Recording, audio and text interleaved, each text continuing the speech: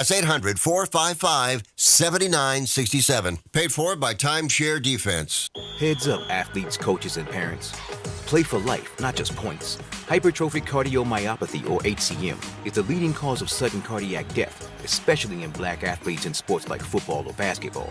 If you feel shortness of breath, chest pain, and fatigue, or have a family history of HCM, talk to your doctor. Don't let HCM bench you for good. Learn how to stay in the game at heart.org/HCM student athlete. Your heart, your health, your move. Broadcasting from the Kanowski-Bresney studios comes the radio medium Laura Lee Show. I feel like you had to let him go. Yes, it is. He was on life support. You've taken on the burden for his passing. Is that true? That is right. There's something to do with a Barbie doll. He used to stick the old school Barbie dolls in the cake. Oh my God, you're giving me goosebumps right now. The radio medium Laura Lee Show. Tune into your spirit every Tuesday at 4 p.m. My name is Dale Pazinski. I volunteer with United Way to help the homeless in my community learn computer skills and build a basic resume. I don't just wear the shirt, I live it. Give, advocate, volunteer, Live United. Go to liveunited.org. Brought to you by United Way and the Ad Council. You're tuned in to Money Matters Boston, 1120 AM WBNW. This is WBNW, 1120 AM, the Money Matters Radio Network. This is the Money Matters Radio Network, WBNW 1120 AM and W275 CM FM, Concord, Boston, the Money Matters Radio Network. As a busy mom to 4 kids, my to-do list is full. Trying to fit in exercise, eating right, and prioritizing self-care can feel next to impossible. While we can't add more hours to the day, we do have a great resource to help. Go Red for Women has easy tips, tools, and information to help you and your family live a healthier life. So to all the moms, the aunts, grandmothers, and amazing women out there doing it all, visit goredforwomen.org/momlife today. You take care of them, Go Red for Women will take care of you. This is Tucker Silva of the Financial Exchange Show, and I'm joined today by estate planning attorney Todd Lutzke from the law firm of Cushing & Dolan with your Financial Exchange quick tip of the day. And today we're talking about the use of life estates and your primary residence. Todd, what are the pitfalls associated with creating a life estate when you transfer the remainder interest to your children? Yeah, this is the most common way people create life estates. It seems easy, it seems simple, but it's not the best way to create a life estate. Once you put your children's name on the deed, you give up a lot of control. Like you can't change your mind later if you want to leave it to one child versus another who might be taking care of you later. You have problems if you want to go to sell it, right? You might have the right to live there, but if you want to go to sell it, you're going to need the permission of the children in order to sign off on the remainder interest of the deed.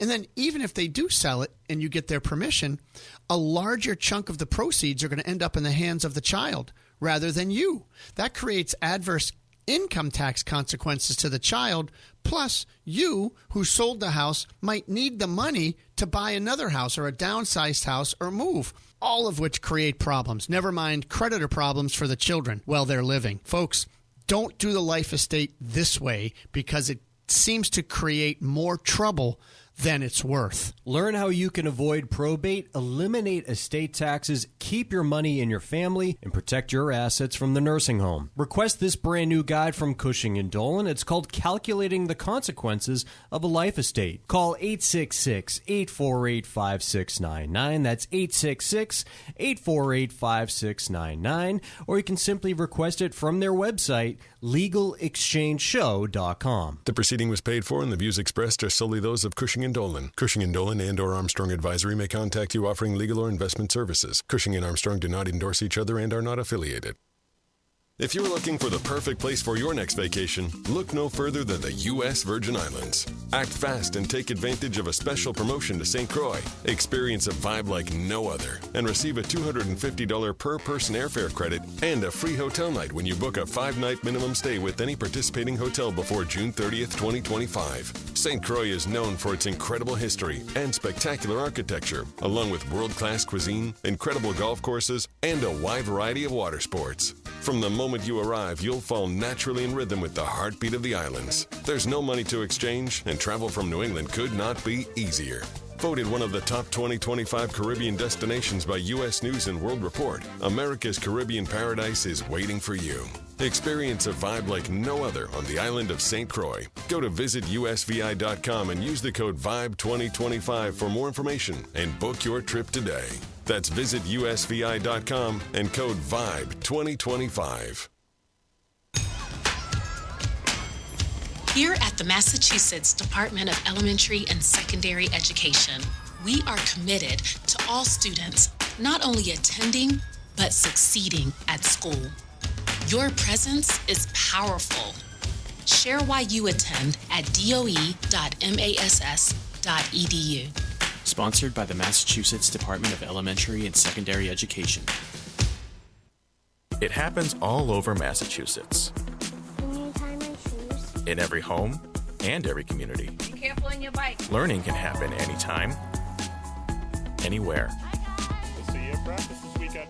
And no matter how learning takes place in your family's life, DESE is there as your partner. The Massachusetts Department of Elementary and Secondary Education. Never stop learning. Find out more at mass.gov/back-to-school. Sponsored by the Massachusetts Department for Elementary and Secondary Education. This is Michael Valila, Adjutant of the Disabled American Veterans Department of Massachusetts. We pride ourselves on being able to support veterans in their time of greatest need, ensuring they receive the protections they deserve. For over 100 years, the DAV of Massachusetts has helped thousands of veterans with housing, transportation, and medical assistance, and you can help too. Please visit dav5k.boston and make a donation today. That's dav5k.boston.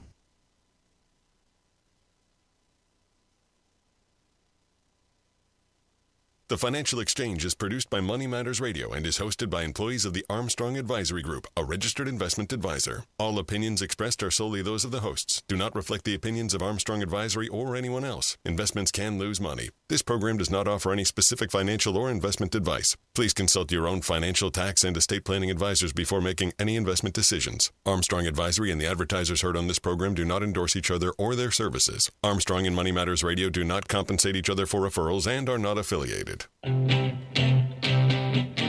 This is the Financial Exchange with Chuck Zodda and Paul Lane. Your exclusive look at business and financial news affecting your day, your city, your world. Stay informed and up to date about economic and market trends, plus breaking business news every day.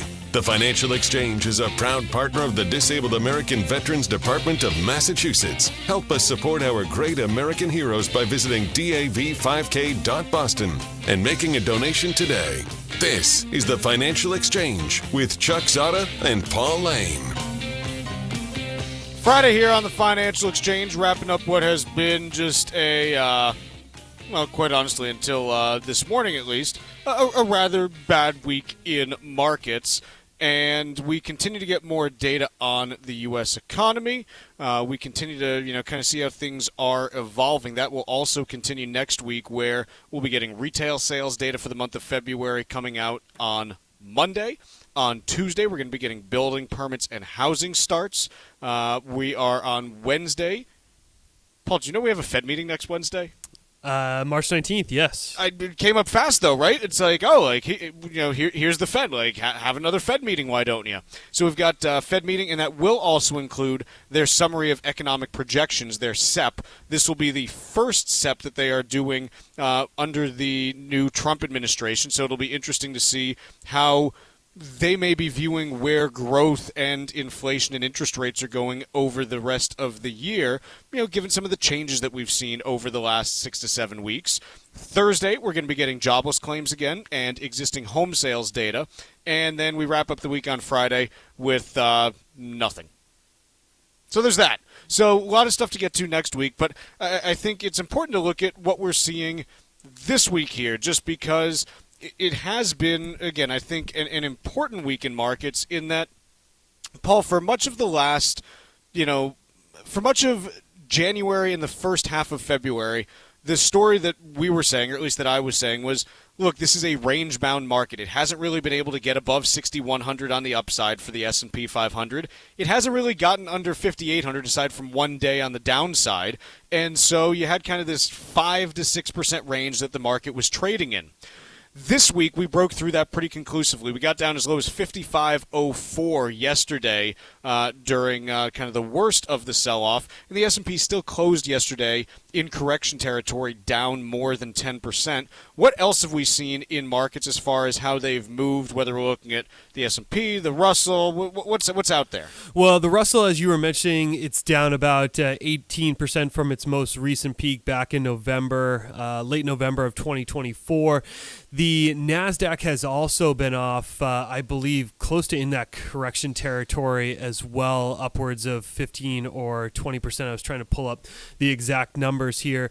But the tech sector is obviously heavily weighted in the NASDAQ sector. That has taken it on the chin quite a bit this year. That's responsible for some of the decline that we've seen on the NASDAQ, and the Russell, like I alluded to earlier, also beat up. On the interest rate front, we had seen the U.S. 10-year Treasury over the course of the last 4 to 6 weeks or so in this kind of choppy period come down quite a bit. That's helped out bonds. Now it is it's sort of pat-towing around this 4.3% area, but we were as high as 4.8% at the beginning of this year in mid-January here, Chuck.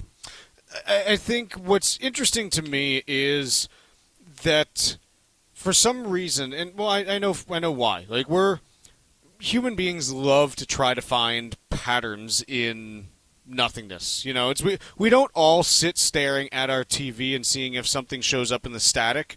We don't all watch our washing machine to see if the red sock going around, makes a certain pattern or something like that. Maybe that's just me who does that, but we do love to pick up on patterns. And so the headline from the New York Times here: this stock market index is flashing a clear warning about the economy. And it implies that anyone cares about granted, the Russell 2000? Well, yes. First, it implies that anyone even knows what the Russell 2000 is, because I bet if you just asked, do you know what these indices are? Obviously, I would say, what percentage of Americans do you think know what the Dow, that the Dow exists, who have heard of it? Oh, the Dow. Okay. That would probably be 70? 75%? I'd say more than that. I 80%? think a lot of people know the Dow. I would say... I'll say this, that a lot of people put too much emphasis on the Dow. Oh, definitely. Yeah. I would say a little bit lower, because I think we're assuming a higher percentage just because we're so in it, but maybe 60 to 70. Let's call it. Tucker's probably at 90. I'm at 75. Paul's 65. That's fine. So there. The S&P 500. 75. Half of Americans. Tucker, I don't know if it's that high. There's a lot of people that don't really pay attention to this. All right, 60. In any case, the Russell 2000. You better hope you get a finance. Yeah. You better 10%? You better hope you get a finance person in that 100 people that you survey, or however many. Definitely 5%. Yeah, I agree with right, you. Right, 1 in 20 Americans less. is familiar with the Russell 2000. So the idea that the Russell's saying anything to begin with is something that I think you have to be well, does it actually? Is it well known enough for it to matter in the first place? The other piece is this idea, and look, a lot of times the stock market can be forward-looking, but as an example, the Russell 2000 back in 2023, remember we had some recession fears towards the end of 23? Mm-hmm. It fell nearly 20% during that time, from a peak in early August down to its bottom in late October, early November. And despite that, the U.S. economy did not enter into recession. And in fact, the Russell 2000 rebounded to new highs, new 52-week highs, in the subsequent 2 months, because the recession didn't materialize, and it was oh, there's no recession. I guess I better make up all of those gains and more, or all of those losses and more, by the start of 2024, which it did. It was a 2-month, 25% rally that you saw in the Russell 2000 at the end of 2023. So I think that sometimes we get a little bit ahead of ourselves by saying, oh, this index knows something, or this means something. It might, but it's also just pricing in what's there right now, and you don't know. There's still a great deal of uncertainty about the future. So when I see quotes here, if you want one clear signal that the market is worried about recession more than anything else, look at the Russell. Sure, you can say it's worried about recession, but it's not something that indicates it's actually going to materialize, just because even in the last 2 years, we've seen an instance of this pretty much exact same action as far as the magnitude and scale of change, and recession did not develop. Yeah, it's a volatile index. It's not something that a lot of people focus on. I think you hit it well. So the S&P 500, I don't know if I mentioned this in our open, but it did enter into correction territory yesterday, being a stock market correction is defined by the index falling 10% or more, and it did close down more than 10% from its high yesterday. And so I think that in looking at where this goes from here, it's going to be somewhat data dependent in terms of what we actually get over the next 4 to 8 weeks, because to this point, the economic data, we got jobless claims yesterday, didn't really budge. Nothing, too fascinating there.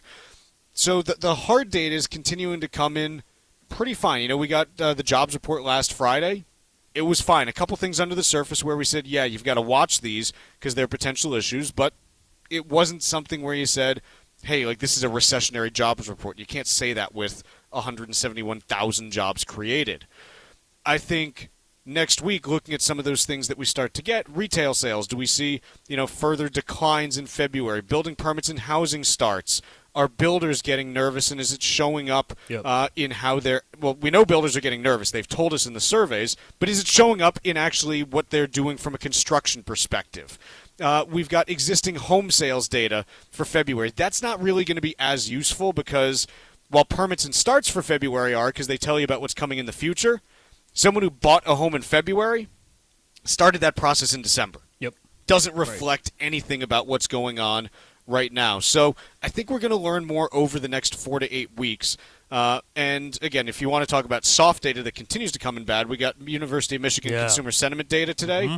Came in at a reading of 57.9. That's the lowest we've had since 2022. So it is indicating that households in the aggregate are saying, gee, we're a little bit, troubled by where the economy could be going. We're not quite sure what to expect here. And that's being reflected. Does the soft data turn into hard data is the question. And the reason why it matters is, Paul, we've had quite a bit of soft data in the last couple of years that hasn't been very good. The ISM manufacturing, we've talked about how that's been bad. We've talked about how even consumer sentiment hasn't really been great the last couple of years. Better than 2022, but that's not saying much. So just because the soft data is showing, hey, people aren't optimistic about the economy, it doesn't necessarily end up reflecting in the hard data. The hard data has to actually print in order for a recession to happen. And this is why I continue to kind of give the message, look, a recession may or may not happen. I don't know. But all the talk the last week or two, are we already in recession? No. Hard stop.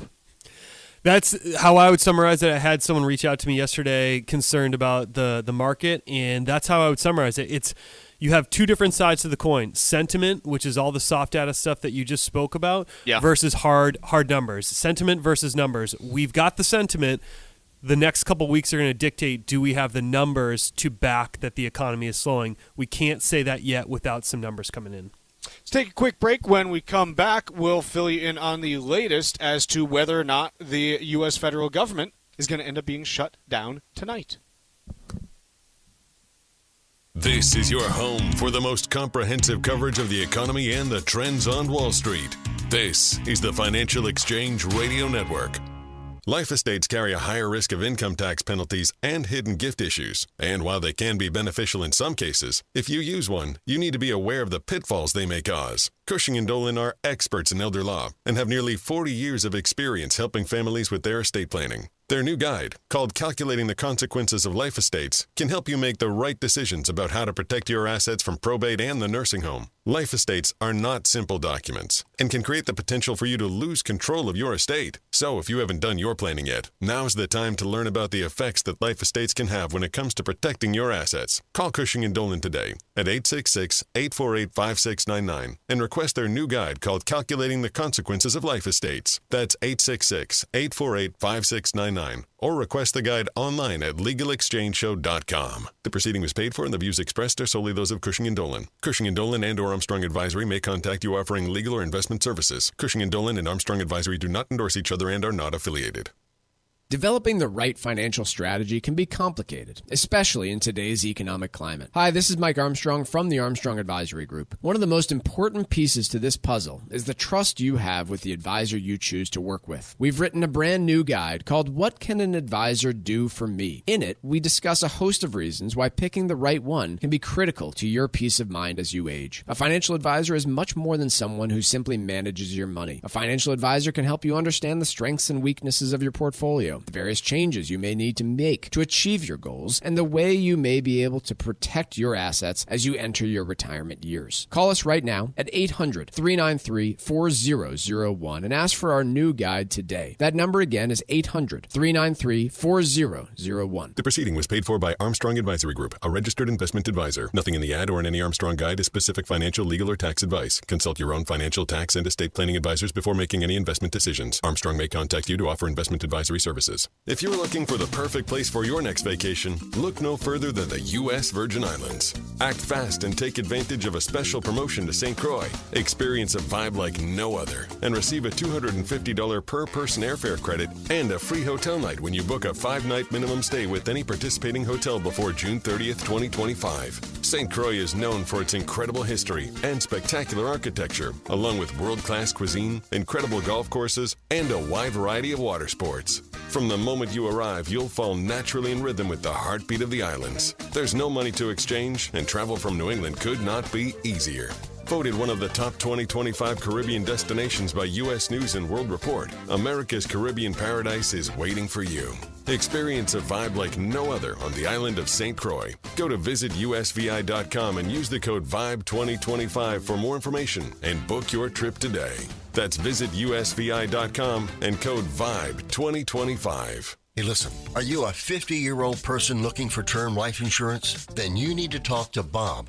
Bob specializes in helping people find $1 million or more of term life insurance for a couple of $100 a month. Look, you need to know there's a price war in the term life insurance business, and you may be paying too much. Call Bob, and he'll shop and see how much money he can save you. Look, this could be the last term life insurance policy you ever have. Your rates are guaranteed for the next 20 years. That's right, guaranteed level rates for the next 20 years. And if you're a smoker or your health is not perfect, Bob has great rates for you too. So for $1 million of term life insurance coverage for a couple of $100 a month, call Bob right now. 800-965-7987. 800-965-7987. 800-965-7987. That's 800-965-7987. Paid for by Term Direct.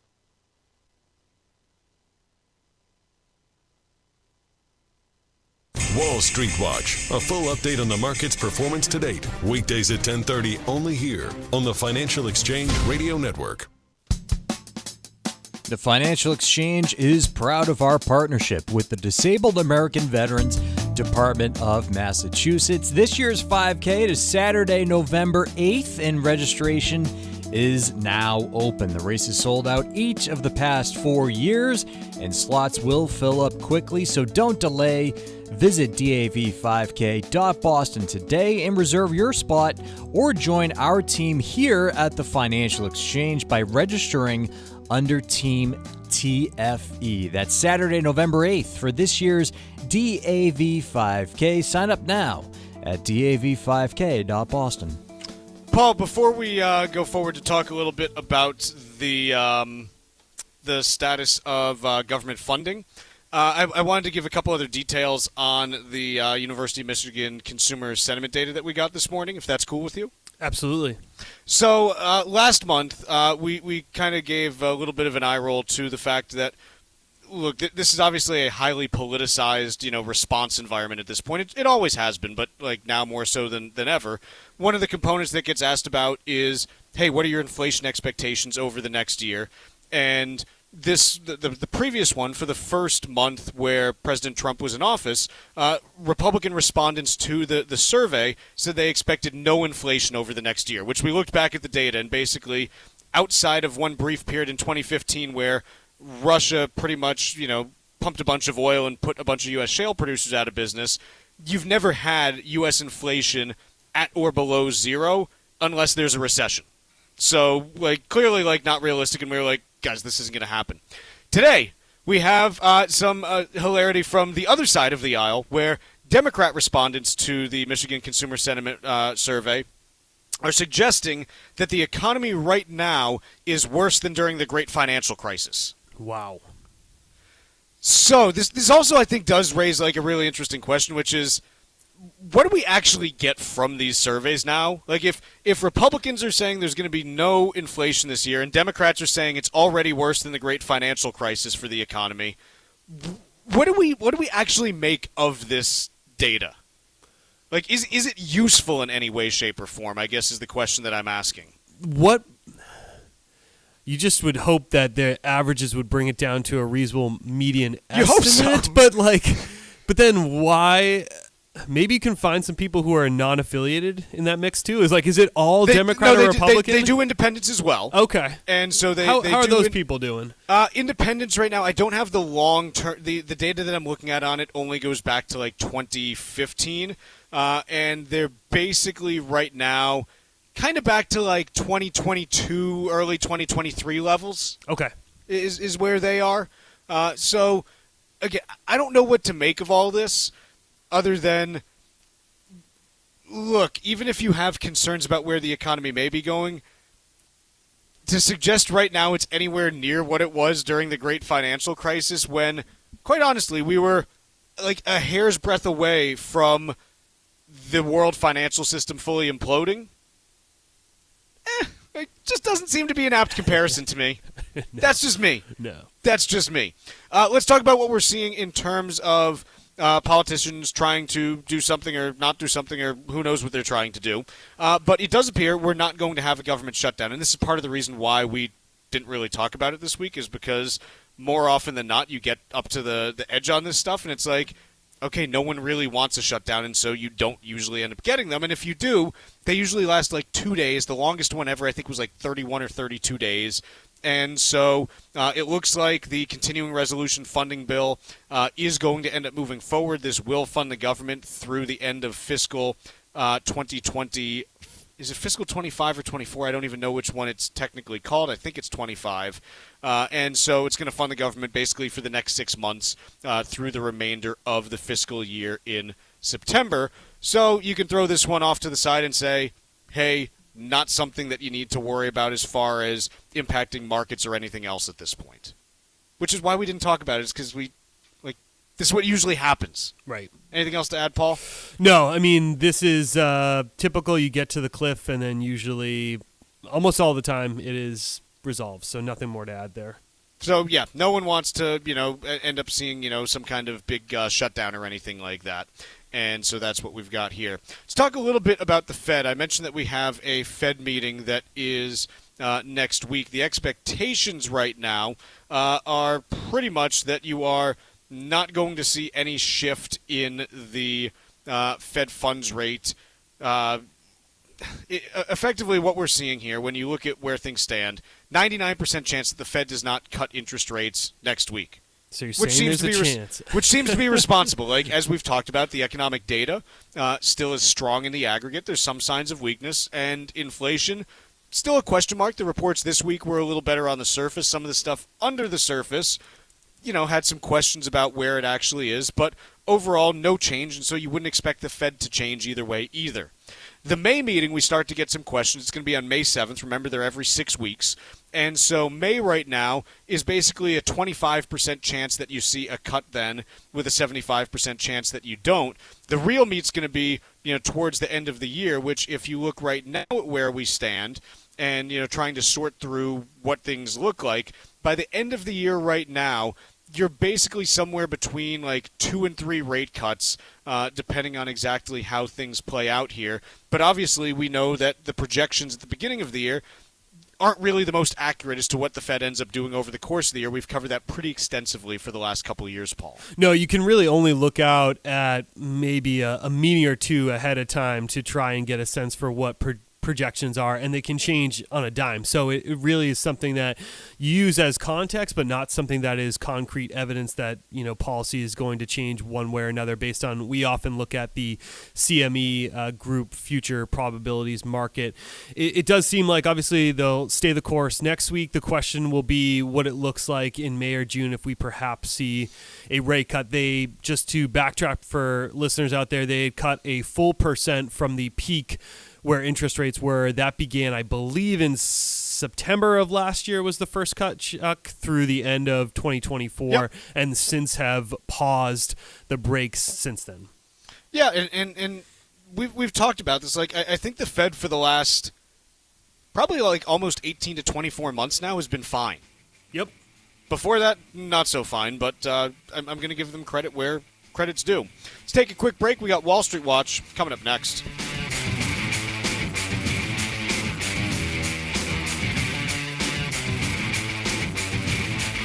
Like us on Facebook and follow us on Twitter @TFE Show. Breaking business news is always first, right here on the Financial Exchange Radio Network.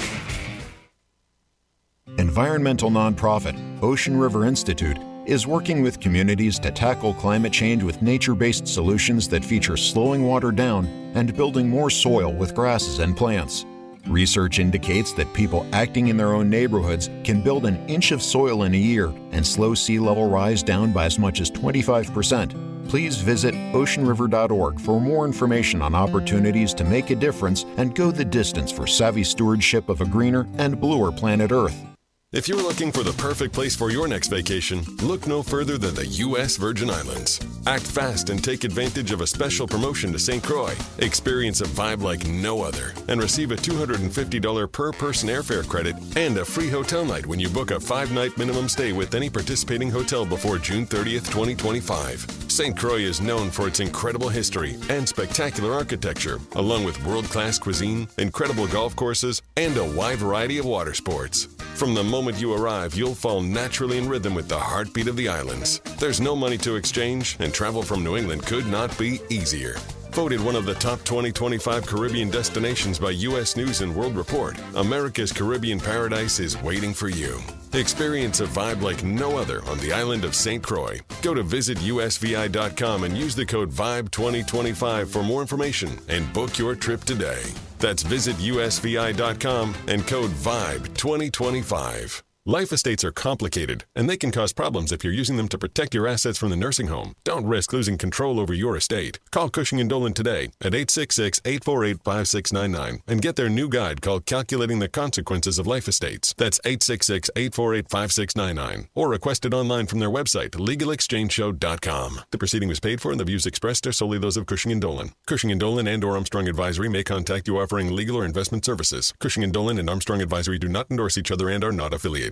This is Michael Valila, Adjutant of the Disabled American Veterans Department of Massachusetts. The DAV of Massachusetts has helped me and countless others adjust to civilian life through a variety of incredible programs. Through our local Veterans Assistance Program, we provide necessary services to veterans and their communities, such as food shopping, landscaping, and companionship, but we need your support. You can help by making a donation today. Please visit dav5k.boston. That's dav5k.boston. Managing money can be overwhelming. Investments, retirement, taxes, where do you even start? This is Susan Powers, and today I'm joined by Michael Armstrong, co-host of the Financial Exchange and the president of Armstrong Advisory Group, to break it down. First question, Mike. What's the biggest reason someone should work with a financial advisor? Yeah, it's a fair question. Like, a financial advisor can help you set and reach financial goals, whether that's saving for retirement, buying a home, protecting your estate. They can create personalized strategies that align with your income and expenses and risk tolerance. Plus, financial planning just isn't one and done. Typically you'll adjust your plan as life changes. And so having somebody that's knowledgeable alongside there that can guide you through those different stages of life is really important. Well, that makes a lot of sense. Now, what about people who think that they can manage their finances and investments on their own? What do they miss out on? Look, I'm not blind to this. Some people can, and it requires a bit of an honest self-assessment. But if you're not looking at key factors like tax strategies, investment management risk, long-term planning. Those are areas where financial advisors can really help to come in, maximize returns while keeping an eye on risk-adjusted returns, optimizing asset allocation, and just minimizing those unnecessary risks that we see so frequently taken by folks. So there can be a place for one in people's lives, but it's not a one for everybody. If you want professional financial guidance, reach out to the Armstrong Advisory Group today to request your free copy of our new guide, What Can a Financial Advisor Do for Me?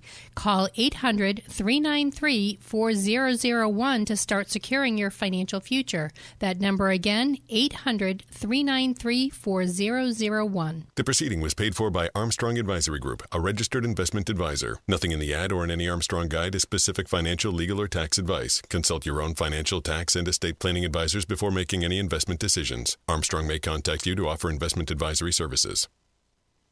Cardiovascular disease is the #1 killer of women, taking the lives of 1 in 3. That's more than all forms of cancer combined. For too long, heart disease and stroke have taken the lives of the women we love. But we're not giving up because we have something better, stronger, more powerful. We have each other. When we come together and go red, the more power we have against our greatest health threat.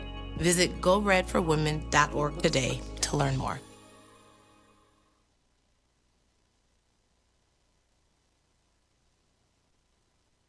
Time now for Wall Street Watch. A complete look at what's moving markets so far today, right here on the Financial Exchange Radio Network. More volatility on Wall Street with stocks rebounding from yesterday's losses today as Wall Street reacts favorably to a government shutdown seemingly being avoided. Investors also to continue to sift through more tariff developments. At the moment, the Dow is up by about 0.8% or 324 points. S&P 500 up over 1% or 61 points. The Nasdaq is up by over 1.33% or 238 points. Russell 2000 bouncing back by over 1% so far today. 10-year Treasury yield up by 2 basis points at 4.30%, and crude oil up about 0.25% higher today, trading at $66.73 a barrel. Tesla up by about 0.25% following news that the electric vehicle maker is developing a lower-cost Model Y SUV that will debut in China, sticking with the auto sector, where U.S.-listed shares of Chinese EV maker Li Auto are dipping into negative territory after the company posted a decline in its fourth quarter net profit. The company's deliveries climbed 20% in the previous quarter, reflecting the impact of price cuts on its overall revenue. Meanwhile, DocuSign logged higher than expected quarterly profit and revenue lifted by its new AI-enabled products, sending shares in the e-signature company up over 15% today. Elsewhere, Ulta Beauty shares up by 9% after the cosmetics retailer posted stronger than expected quarterly earnings and revenue. Chipotle upgraded to buy from hold at Loop Capital, where the firm believes the restaurant chain's recent pullback has created an attractive buying opportunity for investors, and said that the name is good for managing risk related to President Trump's tariffs. Chipotle up by 1% on that news, and shares in data management company Rubrix jumping by over 26%. After it beat street forecasts in terms of adjusted earnings and revenue for the previous quarter. I'm Tucker Silva, and that's Wall Street Watch. Paul, you ever earn any income? Sometimes. Occasionally. Piece in Barron's today. It's titled, Income Inequality is Accelerating Inflation. Which is something like, again, just like you say it. I'm going to say it one more time just for anyone listening, because the first time I read it, I was like, what does that mean, actually? Income inequality is accelerating inflation. So it's saying that the unequal distribution of income in the United States is making inflation go up faster than it otherwise would. Am I phrasing that correctly, Paul? Yes, on that aspect of it. Mm-hmm. What's the data that they lay out? Basically, I actually really did enjoy this piece. Regardless of the inflationary impact, there's other issues that I think are worth discussing here.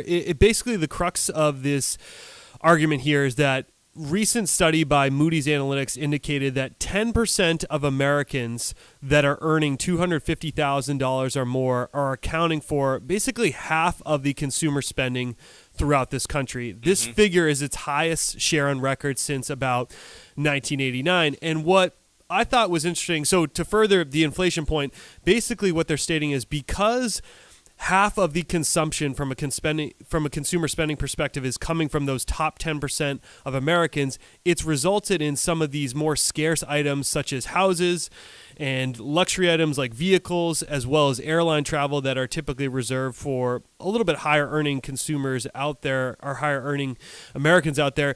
It's allowed for pricing increases to occur on those specific luxury items, thus sort of increasing inflation because the huge spread between the higher income earners in this country versus the lower income earners. Basically, some other stats that they threw in here is that over the last 4 years, those people earning that higher tier of income have increased their expenses by 58% versus the lower and middle income folks who have spent 25% more over the last 4 years, just slightly over inflation there.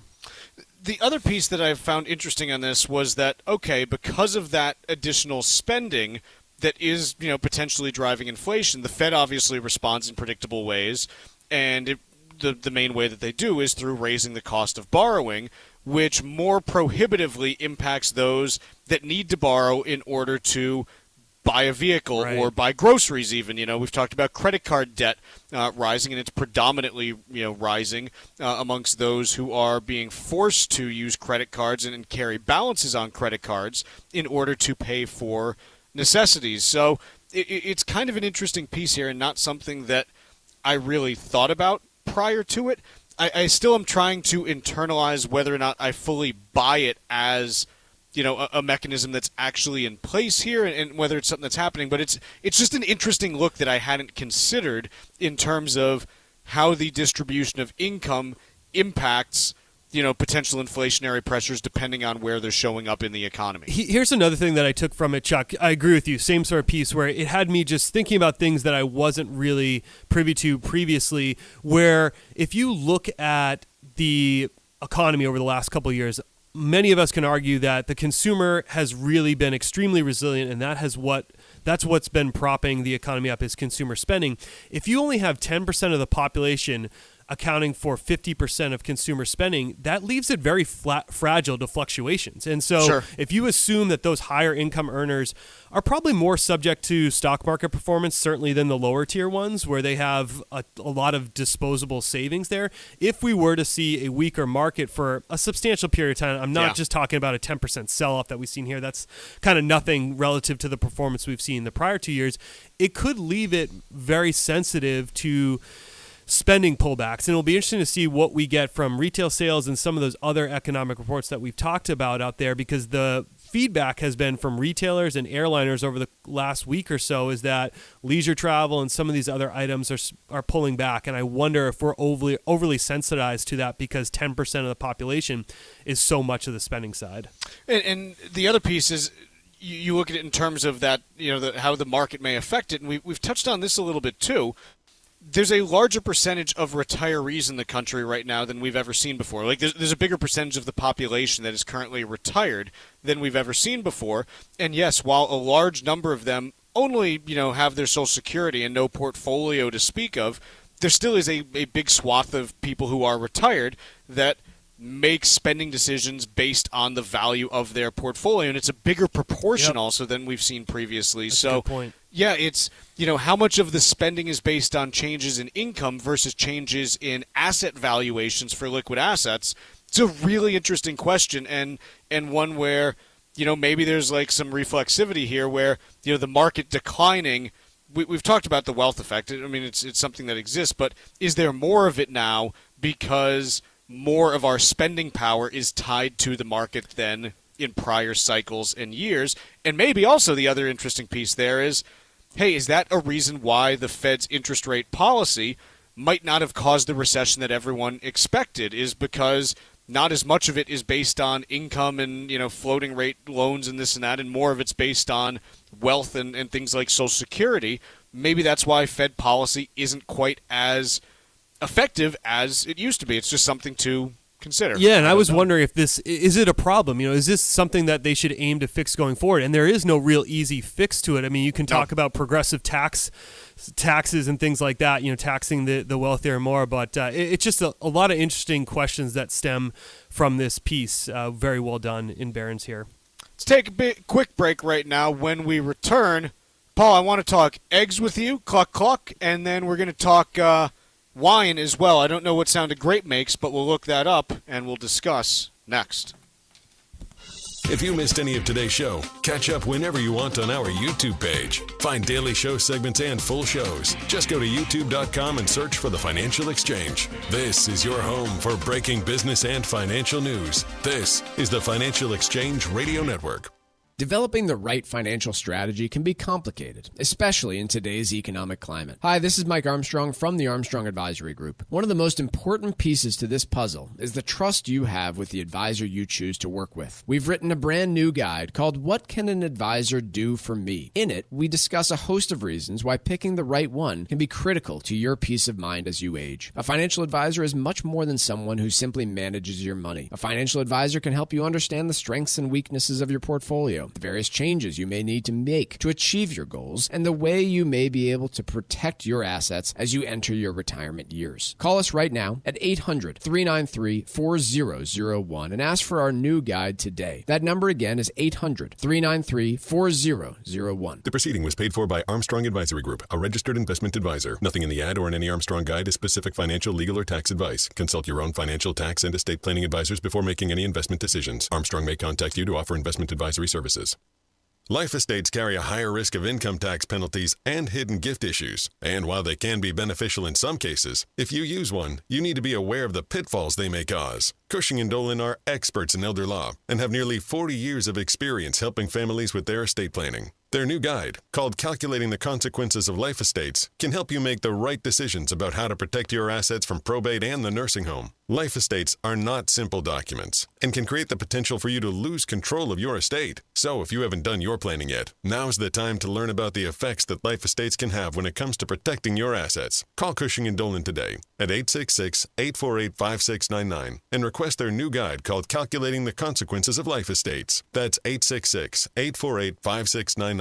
Or request the guide online at legalexchangeshow.com. The proceeding was paid for and the views expressed are solely those of Cushing & Dolan. Cushing & Dolan and or Armstrong Advisory may contact you offering legal or investment services. Cushing & Dolan and Armstrong Advisory do not endorse each other and are not affiliated. A sound estate plan has many layers. In some cases, using a life estate can be a beneficial piece of your plan, but they also can be problematic. Call Cushing & Dolan, the experts in elder law, at 866-848-5699 and request their new guide called Calculating the Consequences of Life Estates. Building the proper estate plan not only protects your assets from the nursing home, but also helps you avoid probate and potentially eliminates estate taxes. So be aware of the many problems life estates can cause before you create one. Call Cushing & Dolan today at 866-848-5699 and request this new guide. In it, you'll learn about the significant effects that life estates can have on your estate plan, including the possibility of losing control of your estate. Call 866-848-5699 and get your free guide today. That's 866-848-5699. Or you can request the guide online from their website, legalexchangeshow.com. The proceeding was paid for and the views expressed are solely those of Cushing & Dolan. Cushing & Dolan and or Armstrong Advisory may contact you offering legal or investment services. Cushing & Dolan and Armstrong Advisory do not endorse each other and are not affiliated.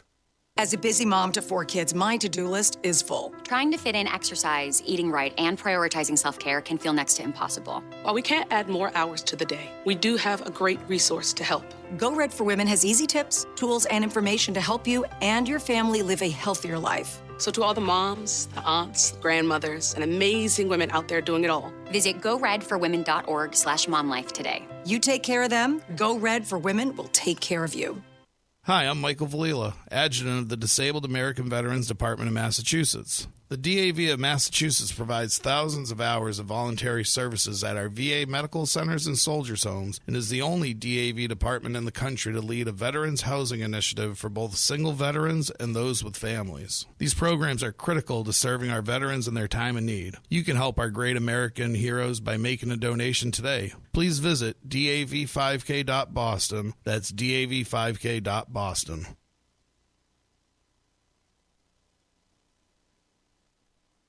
Miss any of the show? Catch up at your convenience by visiting financialexchangeshow.com and clicking the on-demand icon where you'll find all of our interviews and full shows. This is your home for the latest business and financial news in New England and around the country. This is the Financial Exchange Radio Network.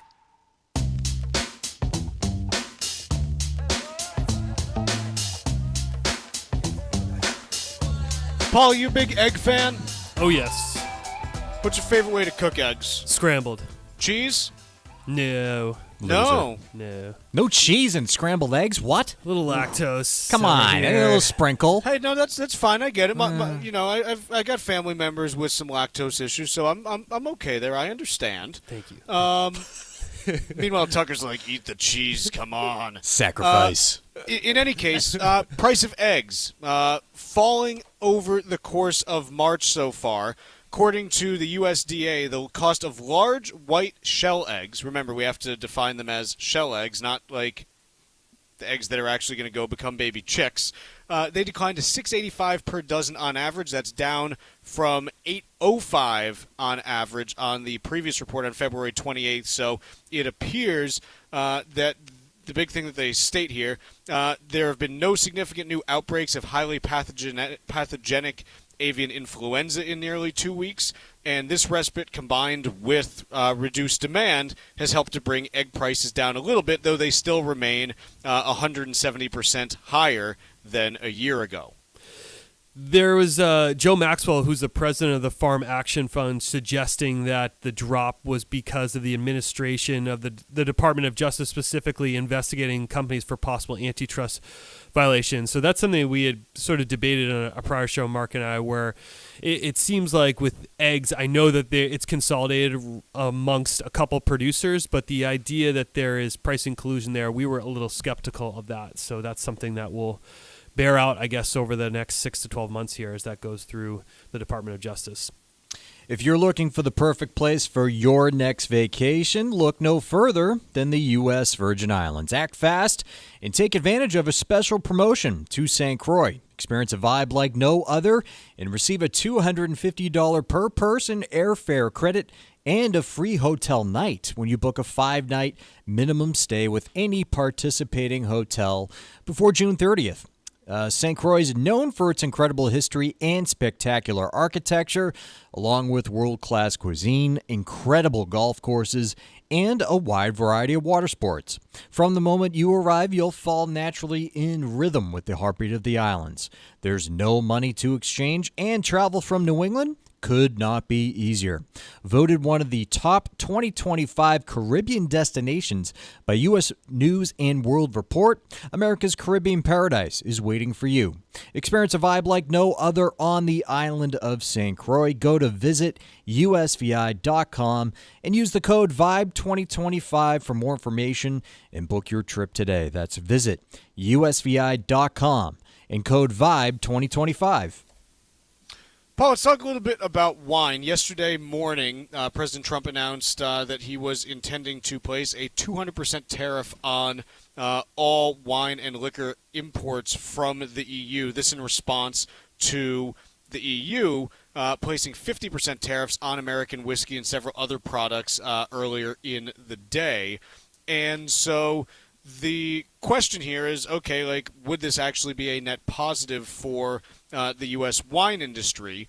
And again, I don't know the ins and outs of the wine business, but what I can tell you is that John Williams is someone who is quoted in this New York Times piece. He runs Frog's Leap, which is a wine producer in Napa Valley.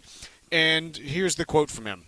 On the surface, it might look like a boom, but if you look underneath, I think you realize it's really damaging to our industry at a time when we don't really need this. And the question is, okay, why would that be the case? And this, they go to a wine retailer, Chris Leon, who says, I don't think people realize how much the wine infrastructure relies on European sales. If you deplete those funds from the equation, then you reduce the opportunity to buy wines from other places. You're not just hurting European wines, you're hurting the chances of Americans to buy American wines as well. And basically the case that I think he's making here is, look, because you can get more of a premium on European wines, that helps to fund more purchases of American wines. If those premiums go away, you might not be able to actually make it up with similar volume. And in fact, you might end up with issues buying American wines because now you don't have that premium that you get from the selling of European wines. Interesting. It's a industry that's been beaten up. It doesn't really need this pressure on top of, you've seen alcohol consumption across wine and beer declining, sales volume in both of those sectors of business have been down, and then also you combat that on the wine side of things with all of the wildfires and different other issues from a weather perspective that you're dealing with. It just leads to a very difficult spot that they find themselves in, and a 200% tariff would just be so punitive that they indicate here that they would just pause shipping European wines entirely at that point, at that level. The other thing that you run into on this, and this is the kind of the non-tariff stuff, just the buying decisions that people make. We've talked about how in Canada right now there's developed this sentiment of, hey, not wanting to buy American products. I'll quote here again from Williams, who runs a vineyard. Ontario was our largest trading partner. They've canceled all orders, including bottles that had already been specially labeled for the province. We've been waiting for the next natural disaster. I see this as an unnatural disaster. So this is something where, again, remember that Ontario, the province, doesn't just say, hey, we're going to buy the wine for you. It's more like all of the liquor stores and distributors, or the distributors in Ontario, are saying, no, we're just not going to buy this. Either because A, we don't want to, or B, we can't move it off the shelves because our customers aren't buying American wine right now. So this is something where, it might be a response to the tariffs that have been imposed, but it's a non-tariff impact of just buying decisions being changed. And so these are things that play into the equation as well. And it's going to take time to see how this all plays out, depending on how long these tariffs are in place, whether they end up being reduced, whether there are more exceptions and exemptions that end up on them. It's just something where we don't really know, and it's going to take a couple of months to understand what this is actually doing and the impacts that it's having. Definitely. Anything else on that, Paul? No, I think that covers it. You a big wine fan, or more of a beer, whiskey, something else guy? More of a beer, gin and tonic? Something else guy. Vodka soda or something if I had to go for a cocktail out there. But wine in our house, the problem is, a bottle, we'll drink a glass of it and then it just sits there and goes bad. I do like a glass of red every once in a while, but just not enough consumption in our house. How about your household? So I've moved more over towards wine in the last 5 or 6 years, partly because beer just leaves me a little bit bloated these days, if I may. And, you're not always looking for, a whiskey. Sometimes you need something a little bit more mellow. And so wines kind of fit the bill in our household. And so we've kind of moved in that direction a little bit. So, again, it remains to be seen how this is all going to play out. But I think for these businesses, what they're telling you is, look, the uncertainty of how this is going to play out is causing real impacts to them right now. And I think part of this is just hey, give us some certainty as to how long this is going to be in place and what we're looking for, and then we can move on with our businesses. And they're still trying to figure out, is there a chance that this is removed a week from now? And even if it is, do Canadians still say, no, we're not going to be buying American products as a result? Are you a European wine guy? Are you going to be impacted by this? So I generally find in a lot of cases you actually get better bang for your buck on European. I tend to sit kind of in that $12 to $15 a bottle price range. That's where I would say 95% of what I buy tends to be. And I think that the comparison is you get a little bit higher, quality there. U.S. wines, in order to get similar, you're probably 18 to 20 is kind of what I've found, but your mileage may vary. I find some great stuff from, out in Napa and the West Coast that is right in that range, too. Quick break here. Hour 2 in just a bit.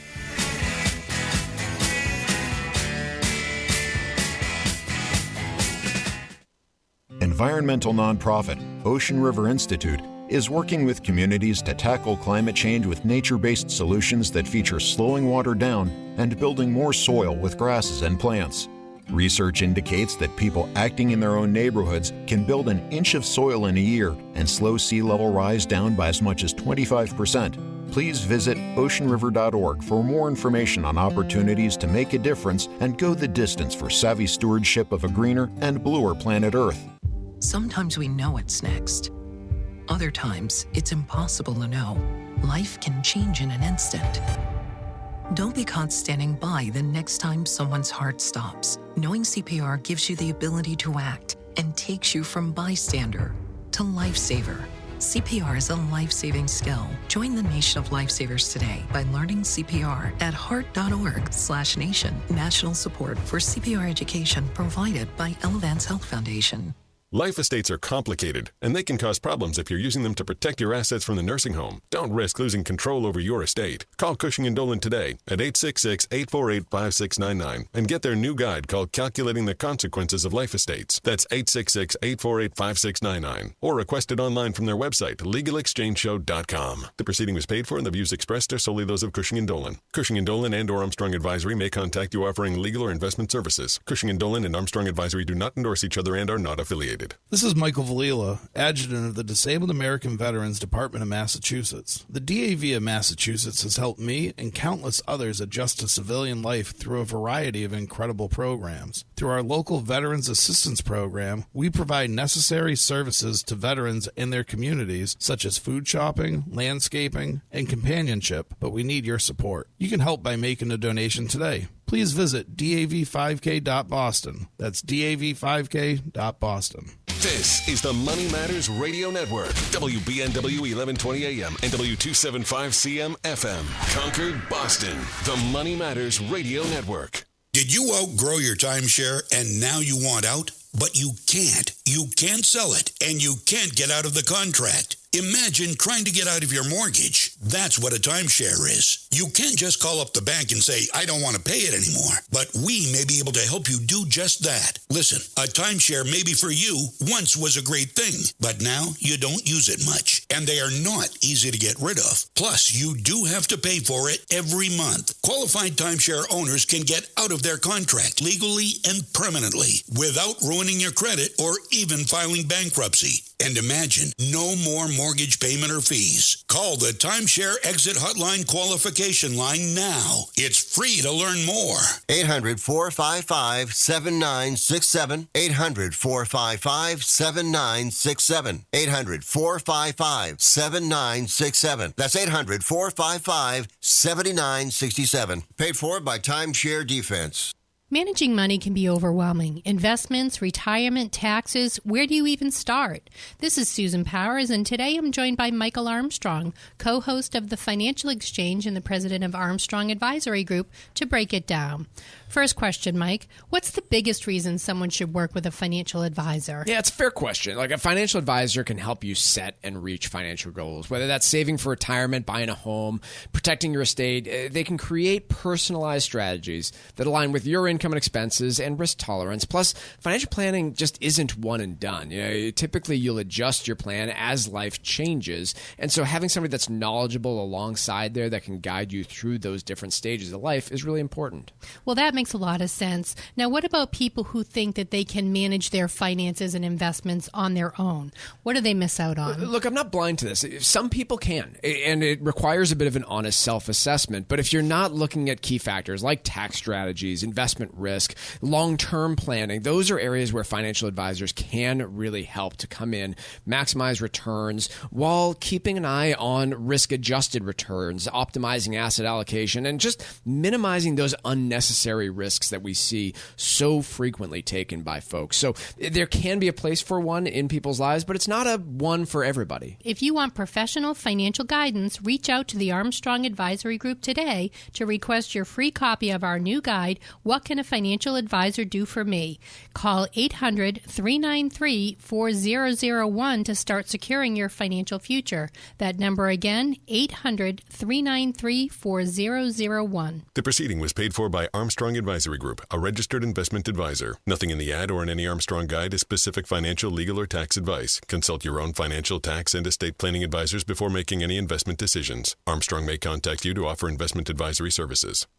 If you're looking for the perfect place for your next vacation, look no further than the U.S. Virgin Islands. Act fast and take advantage of a special promotion to St. Croix. Experience a vibe like no other and receive a $250 per person airfare credit and a free hotel night when you book a 5-night minimum stay with any participating hotel before June 30th, 2025. St. Croix is known for its incredible history and spectacular architecture, along with world-class cuisine, incredible golf courses, and a wide variety of water sports. From the moment you arrive, you'll fall naturally in rhythm with the heartbeat of the islands. There's no money to exchange, and travel from New England could not be easier. Voted one of the top 2025 Caribbean destinations by U.S. News & World Report, America's Caribbean paradise is waiting for you. Experience a vibe like no other on the island of St. Croix. Go to visitusvi.com and use the code VIBE2025 for more information and book your trip today. That's visitusvi.com and code VIBE2025. Hey, listen, are you a 50-year-old person looking for term life insurance? Then you need to talk to Bob.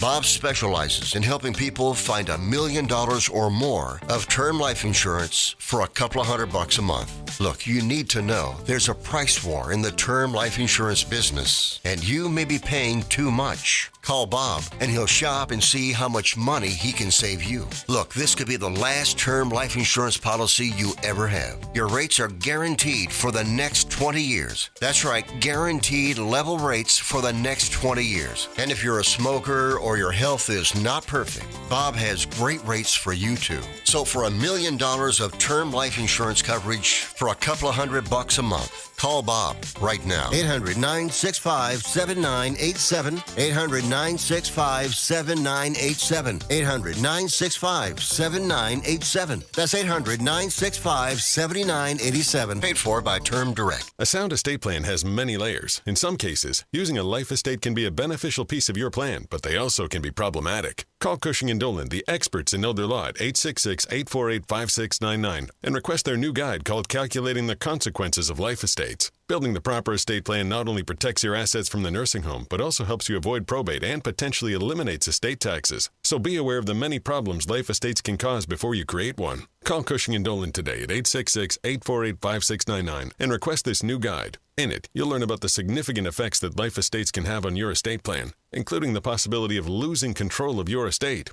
Call 866-848-5699 and get your free guide today. That's 866-848-5699. Or you can request the guide online from their website, legalexchangeshow.com. The proceeding was paid for and the views expressed are solely those of Cushing & Dolan. Cushing & Dolan and or Armstrong Advisory may contact you offering legal or investment services. Cushing & Dolan and Armstrong Advisory do not endorse each other and are not affiliated.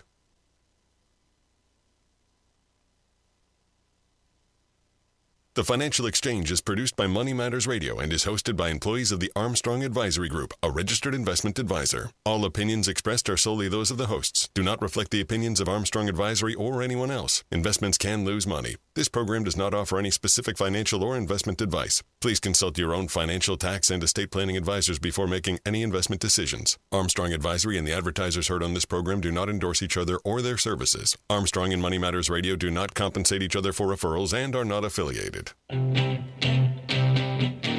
This is the Financial Exchange with Chuck Zodda and Paul Lane. Your exclusive look at business and financial news affecting your day, your city, your world. Stay informed and up to date about economic and market trends, plus breaking business news every day. The Financial Exchange is a proud partner of the Disabled American Veterans Department of Massachusetts. Help us support our great American heroes by visiting dav5k.boston and making a donation today. This is the Financial Exchange with Chuck Zodda and Paul Lane. It is the second hour of our Friday show here, closing out the week. We got markets rallying for the first time. Really, I mean, this is probably the first time since last Friday that we've had any kind of convincing rally. Monday was a puke day. Tuesday was a puke day. Wednesday looked like we were going to rally, ended up not. Thursday, puke day. Today, thus far, through the first hour and a half of trading, things look good, but these are volatile days. I mean, you look at how this market has moved, Paul, and basically every day this week we've had multiple 1% intraday swings that have happened.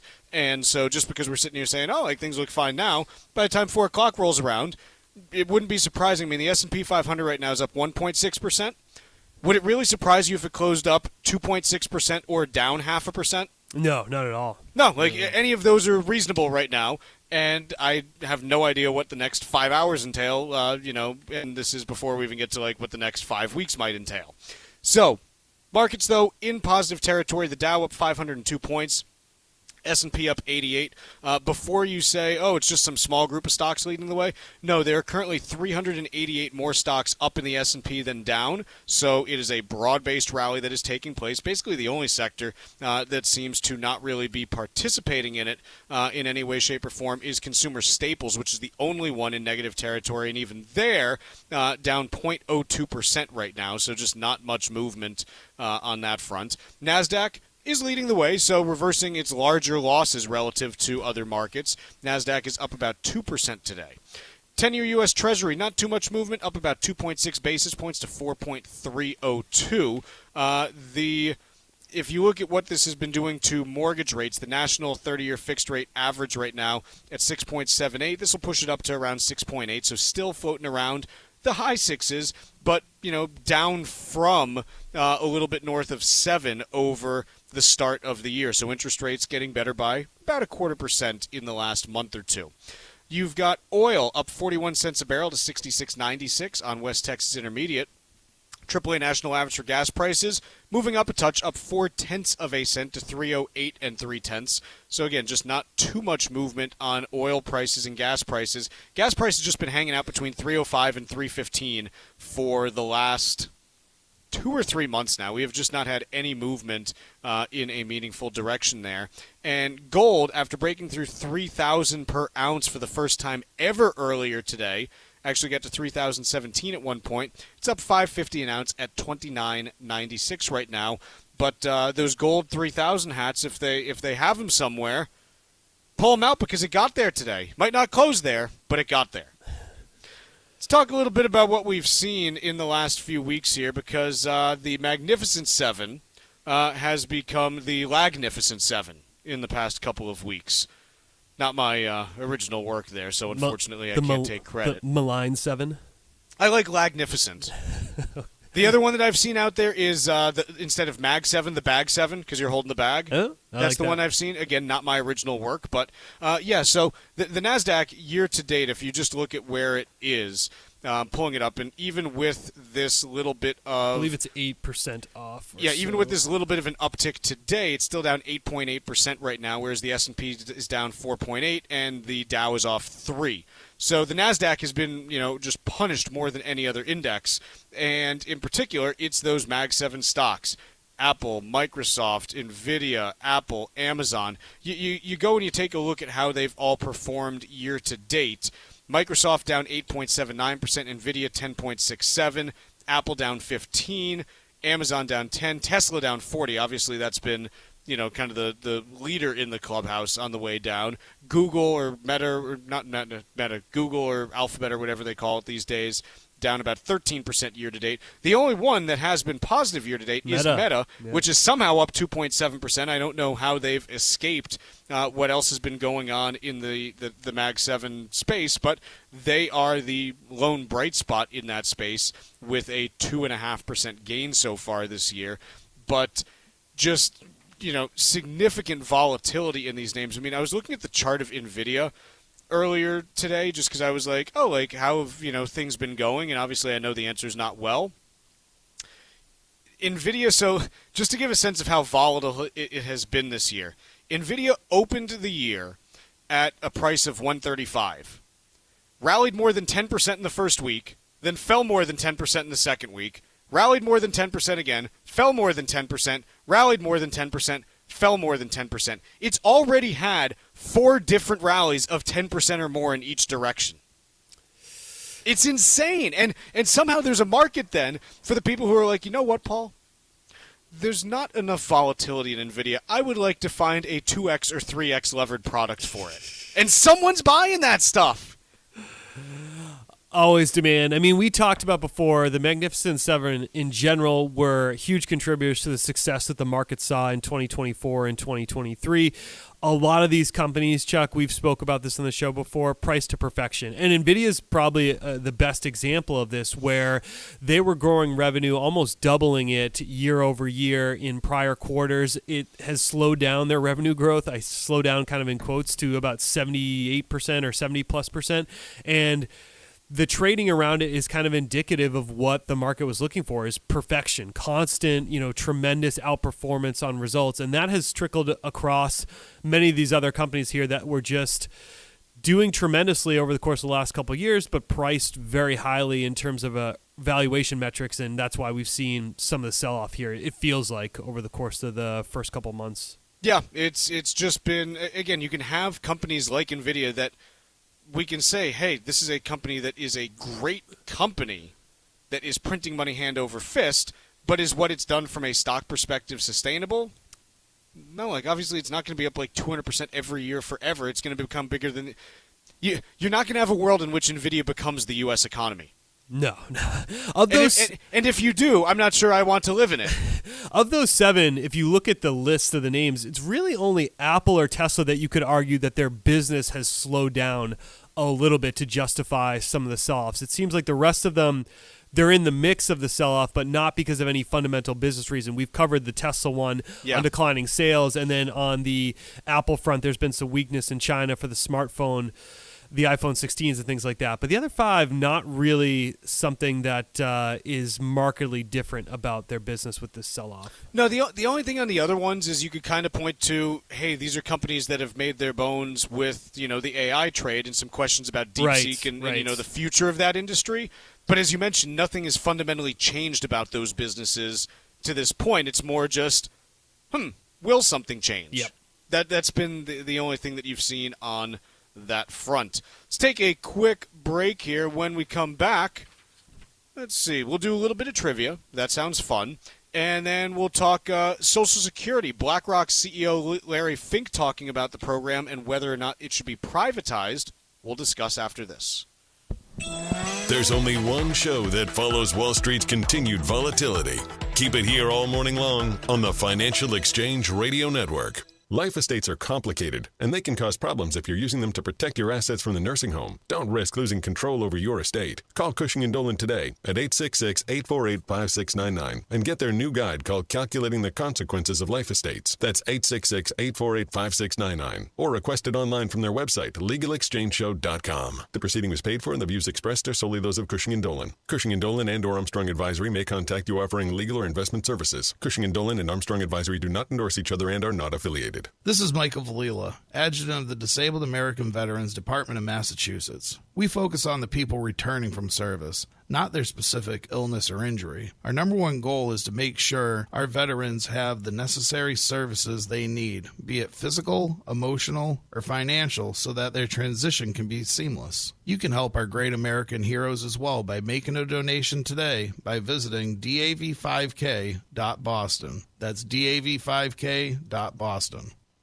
Developing the right financial strategy can be complicated, especially in today's economic climate. Hi, this is Mike Armstrong from the Armstrong Advisory Group. One of the most important pieces to this puzzle is the trust you have with the advisor you choose to work with. We've written a brand new guide called What Can an Advisor Do for Me? In it, we discuss a host of reasons why picking the right one can be critical to your peace of mind as you age. A financial advisor is much more than someone who simply manages your money. A financial advisor can help you understand the strengths and weaknesses of your portfolio, the various changes you may need to make to achieve your goals, and the way you may be able to protect your assets as you enter your retirement years. Call us right now at 800-393-4001 and ask for our new guide today. That number again is 800-393-4001. The proceeding was paid for by Armstrong Advisory Group, a registered investment advisor. Nothing in the ad or in any Armstrong guide is specific financial, legal, or tax advice. Consult your own financial, tax, and estate planning advisors before making any investment decisions. Armstrong may contact you to offer investment advisory services. services. If you're looking for the perfect place for your next vacation, look no further than the U.S. Virgin Islands.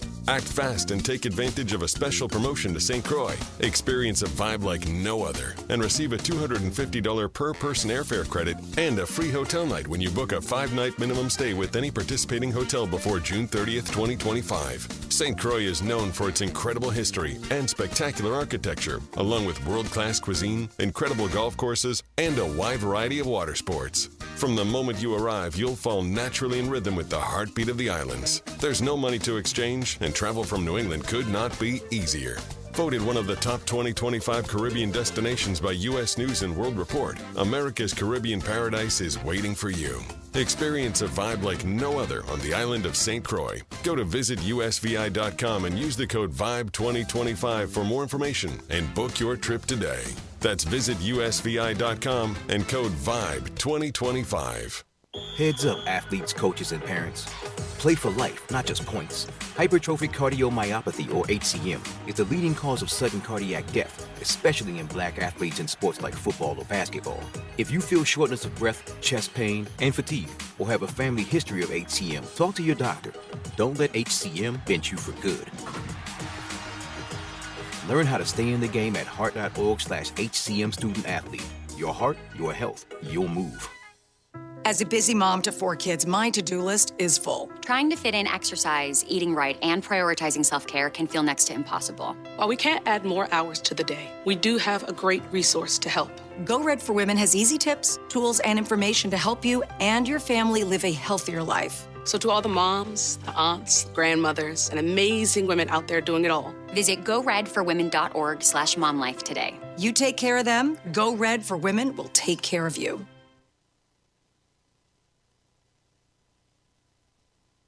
The Financial Exchange streams live on YouTube. Like our page and stay up to date on breaking business news all morning long. This is the Financial Exchange Radio Network. This segment of the Financial Exchange is brought to you in part by the U.S. Virgin Islands Department of Tourism. The U.S. Virgin Islands are St. Croix, St. Thomas, and St. John. And if you act now, you can take advantage of a special promotion to St. Croix. Experience a vibe like no other. Get a $250 per person airline credit when you book a minimum 5-night stay at participating hotels. Go to visitusvi.com and use code VIBE2025 to reserve your trip today. Take your next vacation to St. Croix in America's Caribbean paradise, the United States Virgin Islands. Go to visitusvi.com and use code VIBE2025 to book your trip. That's visitusvi.com and code VIBE2025. Time for trivia here on the Financial Exchange, and today is Michael Caine's 92nd birthday. The legendary actor retired back in 2023 after 7 decades gracing the silver screen. So, trivia question today. How many Academy Awards did Michael Caine win? Once again, how many Academy Awards did Michael Caine win? Be the 4th person today to text us at 617-362-1385 with the correct answer, and you win a brand new Financial Exchange Show t-shirt. Once again, the 4th correct response to text us at 617-362-1385 will get that new t-shirt. See complete contest rules at financialexchangeshow.com. All right, Paul, so we got a piece here in CNBC, and it's talking about at the BlackRock Retirement Summit, which sounds just like a happening place. CEO Larry Fink said, I'll read his quote, the problem is right now we have a plan called Social Security that doesn't grow with the economy. And really what he's getting at is, hey, the demographics have left it such that you don't have enough people paying into the system in order to support the benefits that are promised in the system. And again, it's saying, look, like there's no individual Social Security account. The people paying in today help to fund the people that are taking money out today. And so the question is, what do you do in order to fix this? We've talked about, some of the different options out there. It appears that Fink is talking about, hey, do you want to privatize this? Obviously, it is a huge conflict of interest for Larry Fink to say this because being the world's biggest investment manager, you better believe he's like, yes, I would like some of I would love to have some of the trillions of dollars that go into this program to be able to invest. Yeah, interesting concept here. I mean, like you said, all sorts of conflict of interest on the investment side. Obviously, the argument that you could return more strongly, or you could beat the Treasury bills that are tied to Social Security, of course, that's an obvious one there. But that comes with a tremendous amount of investment risk for poor performance returns, and for a system that's already unfunded to take it private and then have someone else manage it and have it be subject to the whims of the market. That certainly is concerning. And also, to me, there's a lot of challenges and obstacles, I feel like, with that shift. I don't know about the idea of an individual accounts, perhaps like treating it more like a 401k. It's not something I've thought about extensively. What do you think, Chuck, on this idea? So my view on Social Security is it's meant to be, if you look at what it's like, how it's framed, the problem with retirement in the United States is, hey, if you get to retirement age and you have nothing saved for you, then you have a whole bunch of 65 to 80-year-olds that are running around that have no money. And what like that, it's a huge risk to the overall, like, to society. Like, it's bad to have a bunch of destitute people of any age, but especially those who, really are unable to work in a lot of cases because of their age. We all get to a point where our body and or our mind prevents us from being able to work. And so the fundamental principle of Social Security is, hey, here's the backstop so that if you've worked over the course of your career, you have something to live on in retirement. Right. And it strikes me, obviously, look, there are different risks that are out there regardless of what the investment is. We talk about this a lot in the financial industry, where every investment has risk. Like, even if you say, well, I've got my money in a bank account. Well, didn't 2022 teach you that there's inflation risk? Mm-hmm. Oh, well, that's okay. I'll put my money in bonds because, they earn more than just sitting in a checking account. Well, didn't 2022 teach you about interest rate risk? Of course.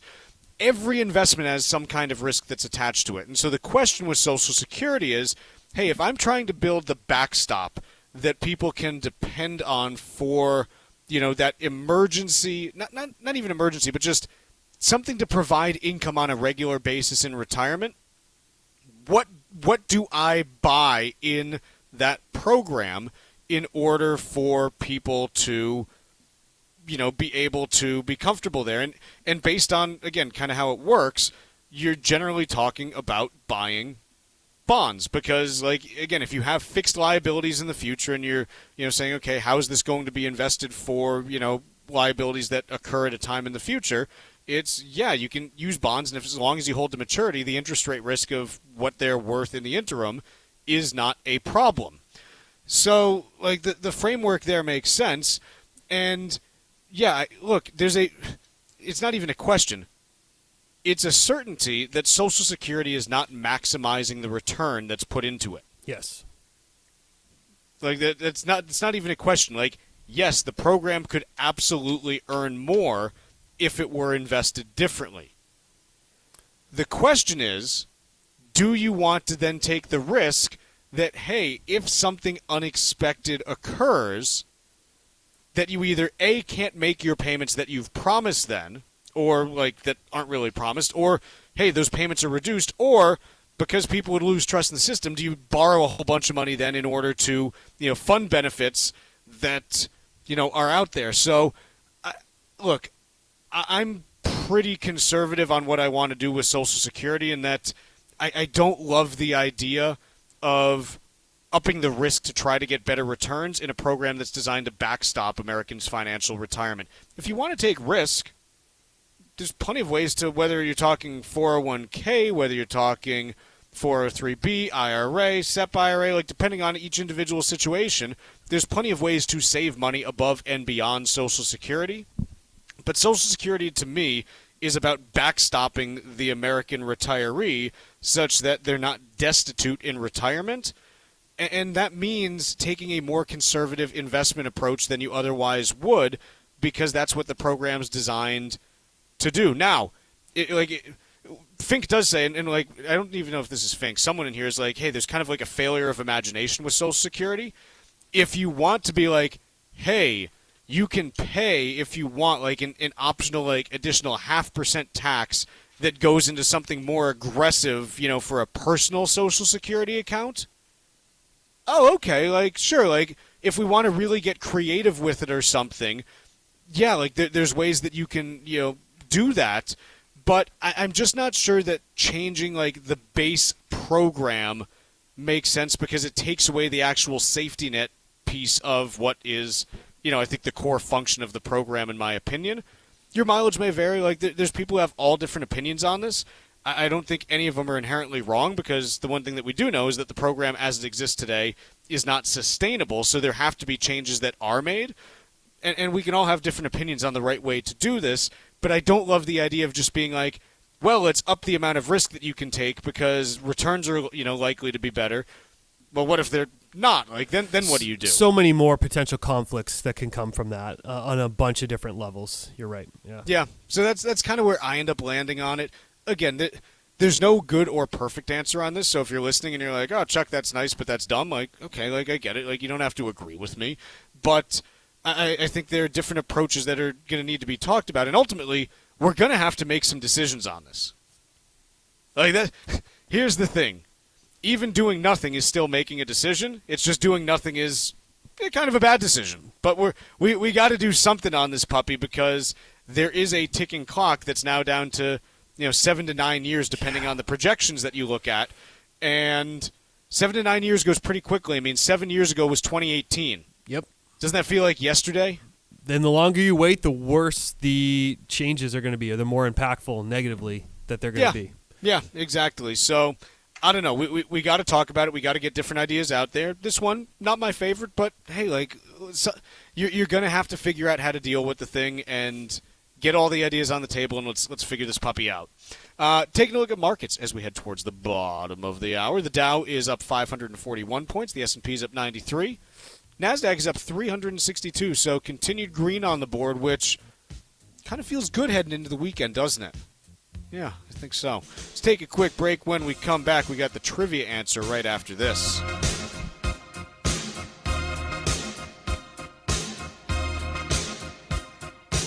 Bringing the latest financial news straight to your radio every day. It's the Financial Exchange on the Financial Exchange Radio Network.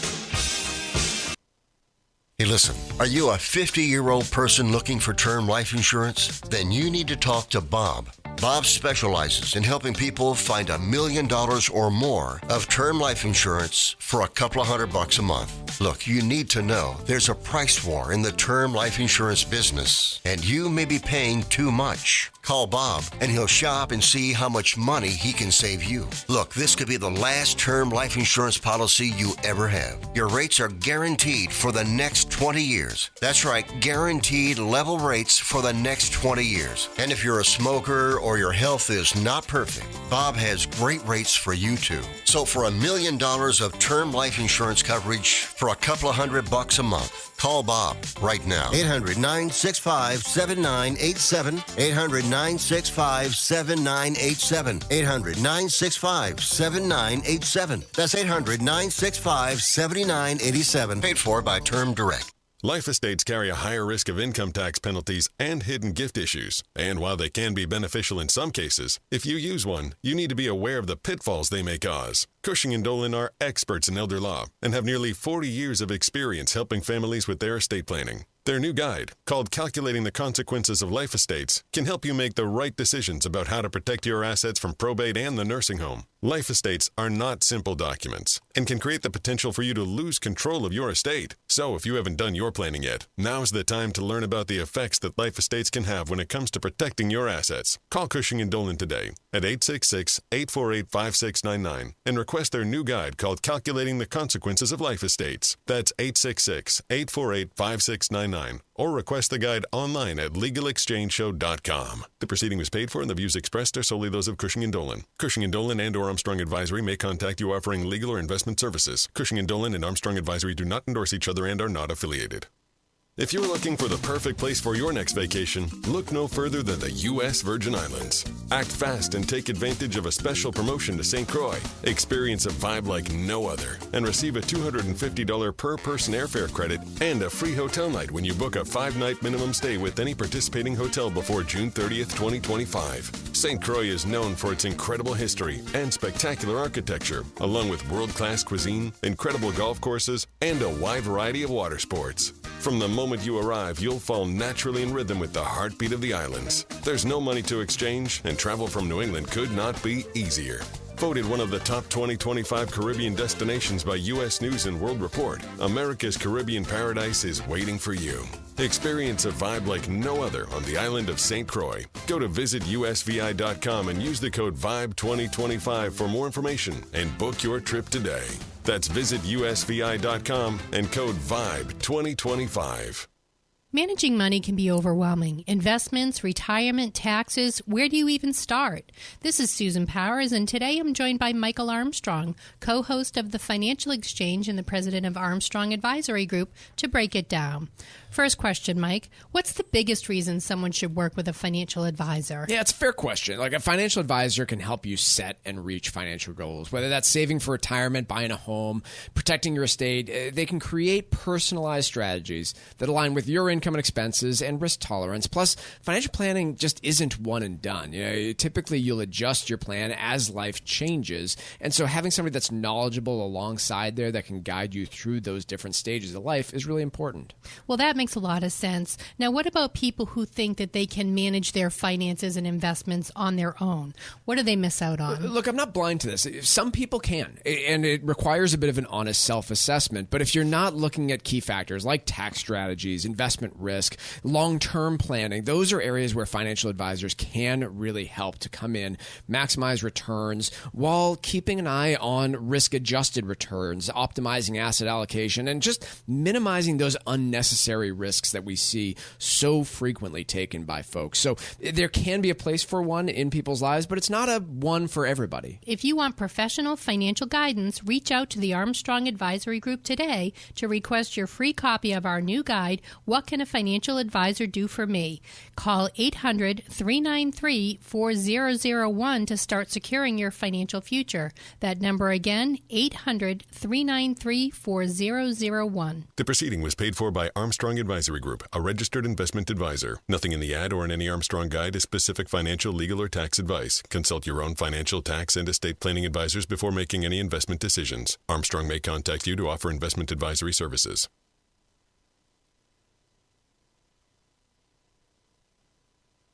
Text us 617-362-1385 with your comments and questions about today's show, and let us know what you think about the stories we're covering. This is the Financial Exchange Radio Network.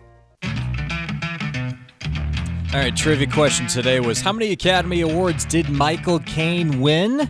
That would be 2. He won his first Academy Award in 1987 for his role in Hannah and Her Sisters. He won his second Academy Award in 2000 for his role in the Cider House Rules. Tom from West Springfield, Mass. is our winner today, taking home a new Financial Exchange Show t-shirt. Congrats to Tom there. And we play trivia every day here on the Financial Exchange. See complete contest rules at financialexchangeshow.com. Paul, what do you got? What do you want to get to here? I want to talk a little bit about gear shifters, Chuck. Car makers are doing all sorts of fancy updates to gear shifters around the auto manufacturing space. And what kinds of things are they doing? The one reason I bring this up is my mother-in-law has she has a much nicer car than I do, a BMW SUV of some sort. And over the summer, I had to move her car, and I got into it. And the gear shifter, all of us are very accustomed to just pulling it down from park to drive or reverse to get it to go in the direction that you want to go. But this particular one, the parking setting had a button attached to it, and then it was also counterintuitive where you couldn't go straight down to get it into reverse. Where? You had to go off to the side. In the center. Oh, it was held in the center, but you couldn't.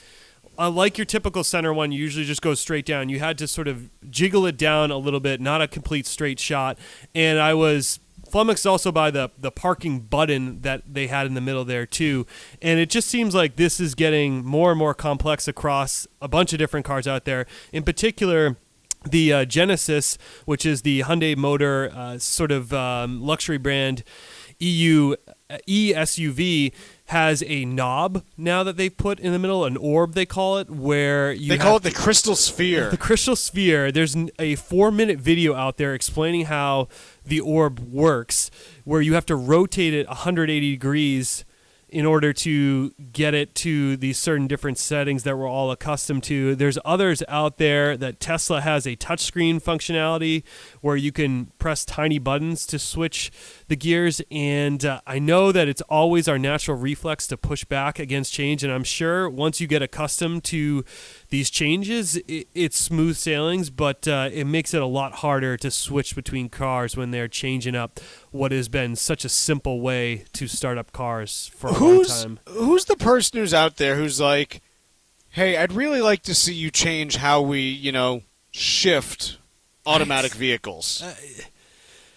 There are arguments here, even Genesis in particular. It's to enhance safety and to create an emotional connection with the driver. What does that even mean? The orb, you have an emotional connection to it. I love my orb. It's the best way to shift gears around. I have an emotional connection to the orb. Positive or negative one? Well, pretty negative. Pretty negative. Me too. It's just something where I look at this and I'm like, guys, the problems that I want you to... How much money did you pour into the development of this? And I'm not saying that that dollar that went there would have made some huge difference, but when I think about what I want from a vehicle, it's like, hey, figure out ways to get me better gas mileage. Figure out ways that I can fit more stuff in there. Make the interior more comfortable. Not, here's a different way. I mean, here's the other thing about this. The reason why it's completely ludicrous, it's just a complete waste of time. Paul, in a typical drive, there are 3 times that you shift. There's 1 to back up when you're pulling out of the spot that you're in. There's 2 when you shift into drive in order to go where you're going. And there's 3 when you shift it to park when you arrive at your destination. Right. It literally, regardless of how long you're driving. Now, granted, look, I get it. You could make a 3-point turn, and now you've got, 6 different, shifts that you need to make. But still, the point remains, this is something that affects 10 seconds of your drive, no matter how far you are going. Why is any company investing in this? I'm with you. It's frustrating. It's very frustrating, Chuck. Invest in a better transmission, actually. Sure, why not? I'd love to see, transmission improvements. That sounds lovely. But I touched this twice in the ride. This is we're going to get rid of your window buttons, and instead all you have to do is drag your fingers down the windows to open them. Well, no, I don't want that. Just wave your hand down and it'll do it. Nothing will go wrong. You have to say, the word down in 3 different languages, and the windows will go down. Well, no, I don't want to do that. Just let me push the button. What if I just want to open a tiny crack? Just then to get you some say air down in in 2 different languages, and it goes down a little bit. Down 1/3, please. If it ain't broke, don't fix it. So I don't know. I'm kind of I don't know about this. This seems like a solution in search of a problem to me, and I'm not buying it. What I am buying, not actually buying, but what I do like, Paul, did you read this piece on these 3D printed homes? I perused it, yes. So these actually look kind of cool. So it's in a town called Georgetown, Texas, which is a little bit outside of Austin. And Lennar, who's the second biggest home builder in the country, decided, hey, we're going to do a test run of 100 3D printed homes. They worked with a company called Icon, who's a big 3D printing company. And the big thing about these 3D printers is, remember, 3D printing is basically layering material over and over. So there's no sharp corners. They're all rounded edges. But I got to say, these things look pretty cool, actually. And the big selling point on this is, even in the Austin market, which is now pretty highly priced given how many people move down there, they were able to get 2-bedroom units down there under $400,000, and they say that because of what they learned here, they're going to do another development of 200 homes, that because of the scale and how they were able to adapt these processes, they think they're going to be able to build these even more cheaply for larger 3- and 4-bedroom homes in the future. The other piece that they mention here is that utility bills for those people who were in this 3D printed home from a year ago, their electric bill was $26 last month. The concrete really retains temperature and heat, and better than her standard Colonial that she had previously. And it feels like she's saying, this is Holly Feekins here, someone who's lived in the home for about a year, it's safer than any other house that she's built in. There has been some feedback here saying that it's better wind resistance for hurricanes and fire resistance as well. So if you can have something that is better, particularly for some of the areas in the country that we talk about that have been really impacted by natural disasters, and affordable too. I mean, that's the real home run piece, Chuck, is trying to get some more affordable housing options out there. That $400,000 price point is fantastic. The home market is really looking for innovation. So if this could be more widespread, I know we're only talking about a couple hundred homes here, but it's exciting developments from an area that needs innovation. Yeah, I think it's cool stuff. And again, who knows, this is the first, test of these. I'm sure that as they get more experience and improve, they have more, freedom to do things a little bit differently and this and that. And I don't know, I just think it's kind of cool to see someone trying to do something different in the housing market where high costs and slow production times are, a big thing. Hey, is this a way that you can potentially reduce costs meaningfully and end up, building more rapidly when it's all said and done? I think that's kind of cool. Very neat indeed here. What else you got for me? Intel has hired a new CEO. They're going to be tapping Lip-Bu Tan, which is a former executive from Cadence Systems. And what the issues that Intel has run into over the course of the last probably decade or so is they've just failed to make moves on a lot of the major innovations in the technology space. They recently were trying to focus and pivot to becoming more of a foundry company. So basically the company that would manufacture chips, that's dominated largely by Taiwan Semiconductor out of Taiwan, and Samsung does a bit of it as well. Now tapping on this new CEO, they've had, I believe, Chuck, 4 or 5 CEOs over the course of the last 5 or 6 years here. Yeah. It's a company that's just been in a tremendous amount of turmoil and really needs a clear vision on what they're going to be doing going forward, just because they've been rumored about this idea of perhaps a breakup of Intel to sort of split up the divisions here. But this is really make or break time for Intel. Their stock has been punished over the course of the last couple of years, and they've had Pat Gelsinger, they've had numerous other CEOs try and come in and turn things around, and it just hasn't happened. Yeah, it's just been a tough run for them. Let's take a quick break here. When we come back, we're going to be joined by the one and only Paul LaMonica from Barron's right after this. Find daily interviews and full shows of the Financial Exchange on our YouTube page. Like us on YouTube and get caught up on anything and everything you might have missed. This is the Financial Exchange Radio Network.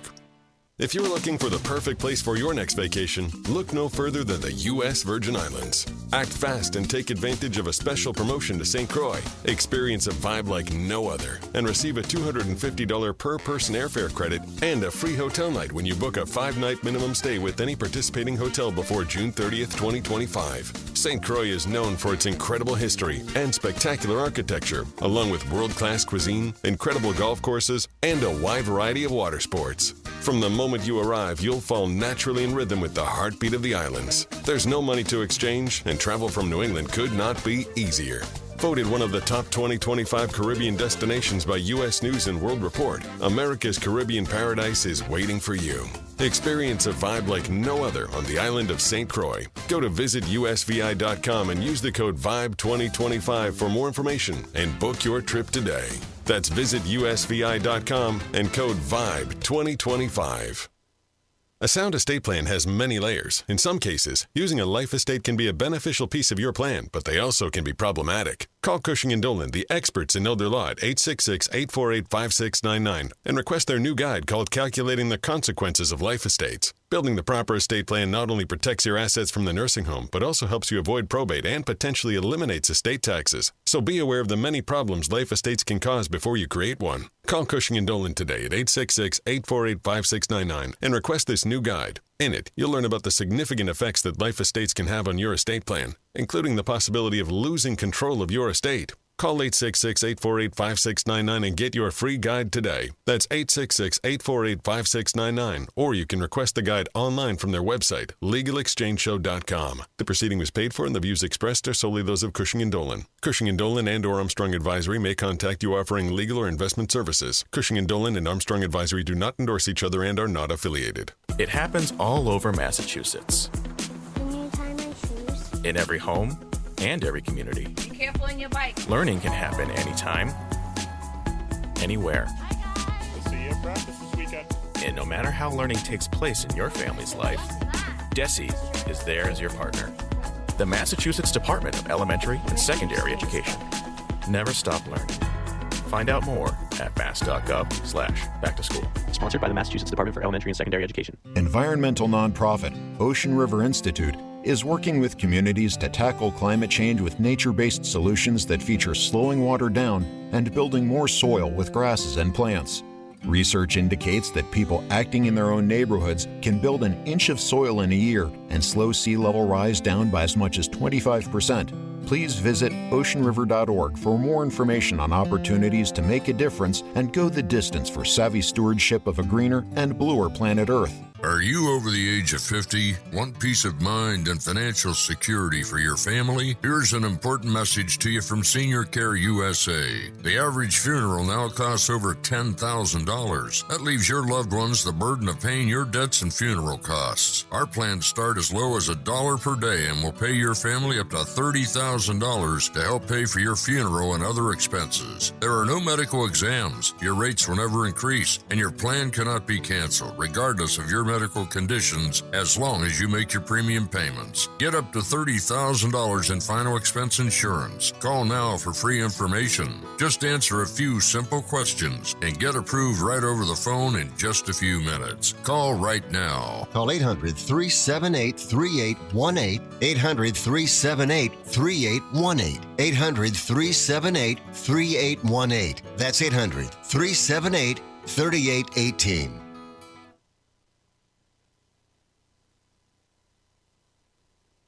The Financial Exchange Show podcast drops every day on Apple, Spotify, and iHeartRadio. Hit that subscribe button and leave us a 5-star review. You're listening to the Financial Exchange Radio Network. Ladies and gentlemen, the weekend.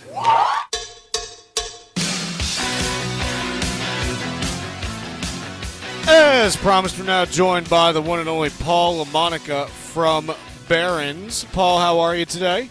I'm good, thanks. How you guys doing?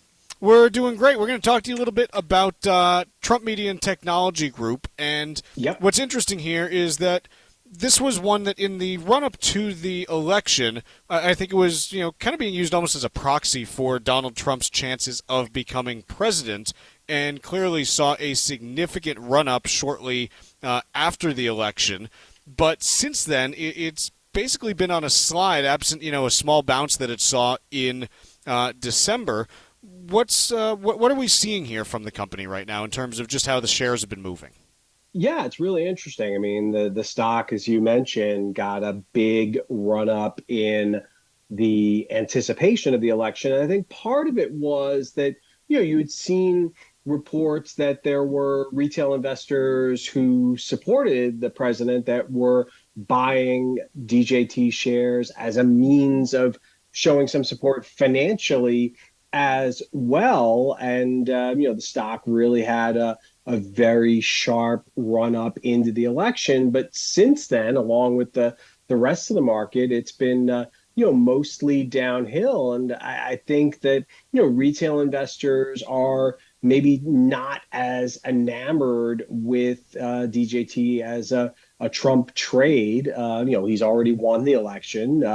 And for institutional investors, there's not a lot to like about the stock other than the fact that it's in some prominent indexes, the Russell 1000, Russell 3000. So you have some index ETFs that have bought the shares, but it's difficult, I think, for an actively run manager to buy a stock that, the company continues to lose money. Revenue is very small. Yes, they are making some expansion moves into fintech and hope to launch some ETFs of their own. Obviously, big on crypto, just as the president has suddenly become. So I think there are things there that, potentially make Trump Media and Technology a viable company down the road, but we're definitely not there yet. In terms of it, like analyst coverage and things like that, are there analysts that no one covers it? What are the expectations? Yeah, no one covers it. It's been a year since the SPAC deal closed, and you still don't have any analysts covering it. It's hard to speculate why that's the case. I mean, maybe because this wasn't a traditional IPO, so you didn't have the usual kind of laundry list of major banks that have relationships built in ahead of the stock making its debut. But also, I mean, it's certainly possible that politically you may have companies that are wary of either being accused of currying favor by having, positive coverage on a company like DJT, or the flip side, they don't want to get penalized if someone, heaven forbid, puts out like a sell rating on the stock. You mentioned that they have a couple of things that are brewing in the fintech space. Is there any timeline for the release of those products, or is that still up in the air? Yeah, it's still up in the air. I mean, they have the Truth.fi financial services brand. They are planning to launch some ETFs and separately managed accounts tied to themes that kind of align with Trump politically. So there's a Made in America potential fund, a U.S. energy independence one, and one tied to Bitcoin and crypto. So, I think that, the company is wisely, looking to expand in areas where the, Trump supporters clearly probably believe in those themes from an investing standpoint as well. But again, this is a company that revenue in 2024 was just a little bit more than 3 million. And that's not a misprint. That's not billion. It's million. And, they lost about $400 million last year, as well. So this is a company that's trying to grow, but it's incredibly small. This is not by any means a social media giant like Meta or, Musk's X. And, I think Elon Musk, that is a potential concern as well for the stock, namely that, you had Truth Social, which is owned by, the Trump Media Technology Group. There was a point in time where you felt that Truth Social was the place you had to be to hear from Trump. But now that he's no longer a candidate, he's the president, we're not lacking for, commentary from him. And because of the quote unquote bromance now with Elon Musk, he's back on X as well. So you don't have that scarcity value tied to Truth Social and Trump Media the way you used to because of, Trump not being on when it was known as Twitter anymore, leading up, a couple of years, after the last election. Very good. Paul, appreciate you joining us today. Thank you so much for the time, and I hope you have a great weekend. Thanks. Same to you, Chuck. Appreciate it. That is Paul LaMonica talking about Trump Media and Technology. Again, the ticker on that is DJT. Paul, anything else? This is other Paul Lane. We're inundated with Pauls right now. Anything else catching your eye today? I was just going to throw a quick stack roulette story at you. Yeah. Hasbro wants to get more adults to play with toys. And my question to you, because we both have young kids, are there any toys of your kids that you find yourself sort of having a little bit of an attachment to that takes you back to your younger days? Because I have one. Legos. I could build Legos all day with them. Yeah, the Legos is big right now. Magnetiles is kind of that's one I find myself really locked in on. I got those one. a lot. I got one. You guys do Marble Run? No. Okay. No. Look that up. You'll recognize it. Is You that probably with the did- pipes and like Yes. you race the marble Yeah, around? it's like you connect them. You can make your own different marble track and everything. Oh, yeah, I this could do looks that by fun. myself. No problem at all. The Magnetiles, I find myself a little too locked in sometimes on building them. I have to realize who's really in charge there. But ultimately, their focus is not any of those items, but Hasbro wants to build out more spending for Star Wars action figures. Legos was one of them, but 60% of Hasbro's revenue comes from people who are 13 and over. So the more you know. Yeah, I'm looking at Marble Run right now, Tuck. I see what you're getting Yeah, at. that's right up your alley, Chuck. Just going to say that. I feel like this means I should get into like sewage management or something. Like that's the only way you can make money off these skills, you know? You can make your own soup tubes with that. Oh, yeah. The soup tubes are back, baby, and they're back big. So you test them out now, you know? Taking a look at markets, Dow's up 605 now, so how's that for a reversal? The S&P's up 102, and the Nasdaq up 398.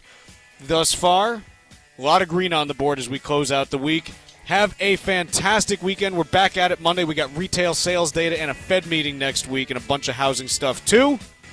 We'll have all of it here on the Financial Exchange.